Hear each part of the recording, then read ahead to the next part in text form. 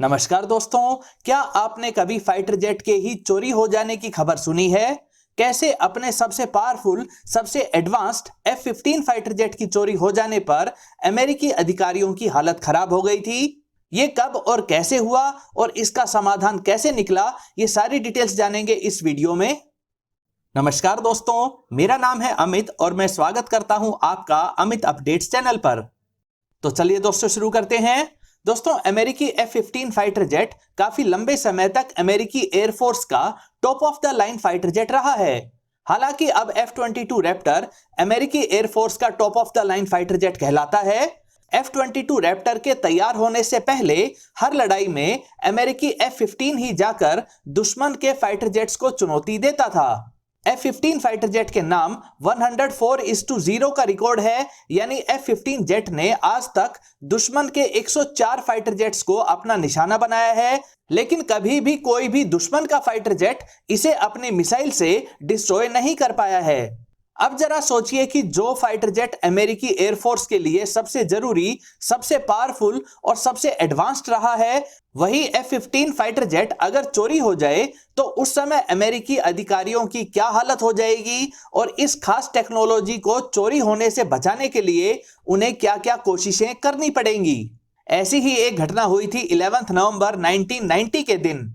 उस समय अमेरिकी लीडरशिप में ऑपरेशन डेजर्ट स्टॉर्म चल रहा था, जिसमें अमेरिका और उसके मित्र देशों के फाइटर जेट्स इराक के ऊपर अटैक कर रहे थे। इस लड़ाई में अमेरिका का साथ सऊदी अरेबिया की एयरफोर्स भी दे रही थी। अमेरिका ने वैसे तो अपने F-16 जेट को बहुत सारे देशों को बेचा था, लेकिन अपने बेहद खास top of the line F-15 fighter jet को सिर्फ 3 ही देशों को उस समय तक बेचा गया था। ये 3 देश थे जापान, इजराइल और सऊदी अरेबिया। तो सऊदी अरेबिया की एयरफोर्स भी ऑपरेशन डेजर्ट स्टॉर्म में अमेरिका का साथ देते हुए अपने F-15 फाइटर जेट्स को इराक के ऊपर मिसाइल्स गिराने के लिए भेज रही थी। यही बात सऊदी अरेबिया के एक पायलट को खटक रही थी। उसे यह बात तकलीफ दे रही थी कि सऊदी अरेबिया खुद एक मुस्लिम देश होते हुए भी सिर्फ अमेरिका के कहने पर एक दूसरे मुस्लिम देश पर मिसाइल्स क्यों गिरा रहा है। जब इस पायलट से बर्दाश्त नहीं हुआ तो इसने वो कर दिया जिसके बारे में सोचकर ही अमेरिका परेशान हो जाता था। 11 नवंबर 1990 के दिन नंबर 2 स्क्वाड्रन में शामिल इस फाइटर जेट पायलट ने अपने F-15 जेट से दूसरे F-15 जेट्स के साथ ही टेक ऑफ किया। इराक की तरफ जाते समय अचानक इस पायलट ने अपने F-15 फाइटर जेट के रडार को बंद कर दिया और इराक के बजाय सूडान देश की तरफ अपने फाइटर जेट को मोड़ लिया। जैसे ही अमेरिकी एयरफोर्स के अधिकारियों ने अपने अवाक्स जेट से इस घटना को कंफर्म किया तो उनके पैरों तले से जमीन खिसक गई। अब उन्हें ना ही इस F-15 फाइटर जेट की कीमत की फिक्र थी और ना ही उस पायलट की जिंदगी की चिंता थी। तो उन्होंने तुरंत उन सभी अमेरिकी और मित्र देशों के पायलट्स को मैसेज भेज दिया जो उस समय में हवा में मौजूद थे। उन्हें साफ ऑर्डर्स दिए गए थे कि इस बागी हो चुके F-15 फाइटर जेट को तुरंत ट्रैक करो और इसे मिसाइल से हवा में ही डिस्ट्रॉय कर दो। लेकिन दोस्तों, F-15 जेट को ट्रैक कर पाना इतना आसान नहीं है। F-15 जेट में 2 F-100 इंजन्स लगाए गए हैं, जिनसे टोटल 260 किलो न्यूटन की थ्रस्ट इसे मिलती है। इतनी थ्रस्ट से यह F-15 3000 किलोमीटर पर आवर तक की स्पीड भी हासिल कर सकता है। इसकी रेंज भी 3000 किलोमीटर से ज्यादा है और यह F-15 फाइटर जेट 60,000 फीट तक की ऊंचाई पर भी जा सकता है। F-15 फाइटर जेट एक बार में ही 10,400 किलोग्राम के टोटल वेट की मिसाइल्स को कैरी कर सकता है, जिसमें 8 मिसाइल्स तो 120 किलोमीटर रेंज वाली AIM-120 BVR मिसाइल्स हैं। यानी इस पावरफुल जेट की इतनी स्पीड की वजह से इसे घेर पाना मुश्किल है और अगर इसके ज्यादा नजदीक पहुंचे तो यह काफी सारी मिसाइल्स को भी लॉन्च कर सकता है। इसका पावरफुल AN/APG-82 रडार 300 किलोमीटर दूर से ही अपनी तरफ आ रहे फाइटर जेट्स को ट्रैक कर लेता है। सिर्फ इतना ही नहीं, इसका पावरफुल और advanced AN/ALQ-131 electronic countermeasure system दुश्मन की तरफ से आती हुई मिसाइल्स को जैम करके मिस डायरेक्ट कर सकता है। दोस्तों, F-15 जेट की यही एडवांस्ड टेक्नोलॉजीज अमेरिकी एयरफोर्स के लिए ही परेशानी की वजह बन गई और वे इस F-15 जेट को पूरी कोशिश करने के बाद भी सूडान देश की एयर स्पेस में जाने से नहीं रोक पाए। इस जेट ने सूडान के एयरबेस पर लैंडिंग कर ली।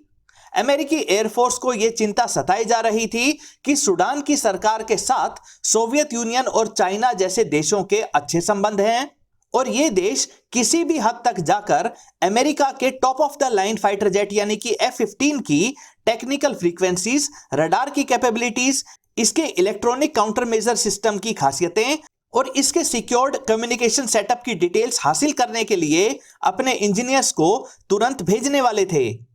इराक के एरोस्पेस इंजीनियर्स तो सूडान में पहुंच भी गए और उन्होंने इस F-15 जेट को एनालाइज करना भी शुरू कर दिया।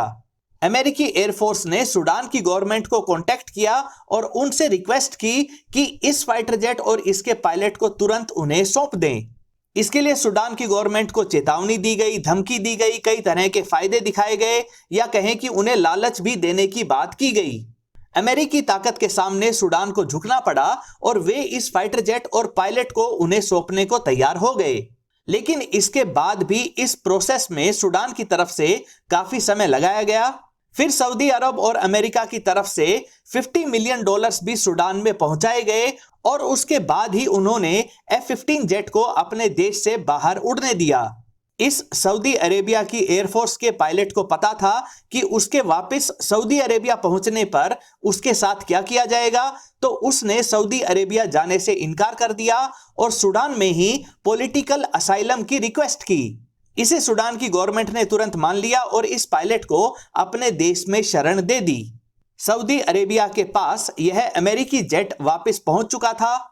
अमेरिकी अधिकारियों ने इसको अच्छे से एनालाइज किया कि इसके किस किस उपकरण को खोलकर चेक करने की कोशिश हुई है। लेकिन जब सब कुछ ठीक मिला तब जाकर उनकी जान में जान आई और अमेरिकी सरकार फाइनली चैन की सांस ले सकी। दोस्तों, इस तरह की पहले भी कई बार घटनाएं हुई हैं। इससे पहले भी अमेरिका द्वारा ईरान को बेचे गए F-14 टॉमकैट फाइटर जेट की टेक्नोलॉजी सोवियत यूनियन के हाथ लग चुकी थी। अमेरिका को भी सोवियत यूनियन के बेहद खास जेट MiG-25 की सारी टेक्नोलॉजी मिल गई थी जब 1976 में उनका एक पायलट विक्टर बेलेन्को बागी होकर अपने MiG-25 को लेकर जापान में पहुंच गया। उस समय तक MiG-25 ने अपनी 3500 किलोमीटर पर आवर की स्पीड और 80,000 फीट तक की ऊंचाई पर जाने की काबिलियत से अमेरिका के नाक में दम कर रखा था। अमेरिकी अधिकारी इस MiG-25 को नेवल शिप में रखकर अमेरिका ले गए, जहां इसको अच्छे से एनालाइज करके इसकी वीकनेसेस का पता अमेरिकी अधिकारियों ने लगा लिया था। इसी के दम पर वे MiG-25 को काउंटर करने में सफल हो गए थे। इसी तरह से 1966 में इजराइल भी एक इराकी पायलट को बागी बनाने में सफल हो गया था और फिर वह इराकी पायलट अपने MiG-21 फाइटर जेट को लेकर इजराइल पहुंच गया था। उस समय के सबसे कैपेबल माने जाने वाले MiG-21 फाइटर जेट की सारी डिटेल्स इजराइल और अमेरिका एनालाइज करने में सफल रहे थे और इन्हीं डिटेल्स के दम पर इजराइल अकेला ही कई अरेबियन कंट्रीज को हराने में कामयाब रहा था। दोस्तों, ये थी फाइटर जेट पायलट के बागी हो जाने और एक तरह से फाइटर जेट की चोरी हो जाने से संबंधित एक छोटी सी वीडियो। उम्मीद करता हूं ये वीडियो आपको पसंद आई होगी। अगर ये वीडियो आपको अच्छी लगे तो इसे लाइक करें, दोस्तों के साथ शेयर करें और चैनल को सब्सक्राइब करना ना भूलें। नमस्कार।